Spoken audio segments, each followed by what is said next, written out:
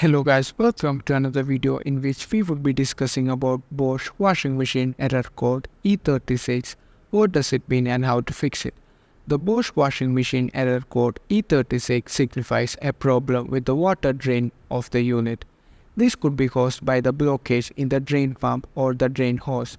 To fix the error, you should first clean the drain pump filter. If the issue persists, ensure the washing machine hose isn't over 1 meter above the washing machine, as it will make it harder for the appliance to pump the water upwards. Check the drain hose for kinks or blockages and solve those by straightening the hose and flushing thoroughly. If the drain pump is damaged, you may need to replace it with a new compatible one.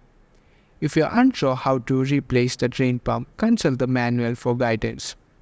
In summary, to fix the Bosch washing machine error code E36, check the drain pump filter. Check the drain hose for kinks or blockages and ensure the washing machine hose isn't over 1 meter above the washing machine. If the drain pump is damaged, replace it with a new compatible one with the same model.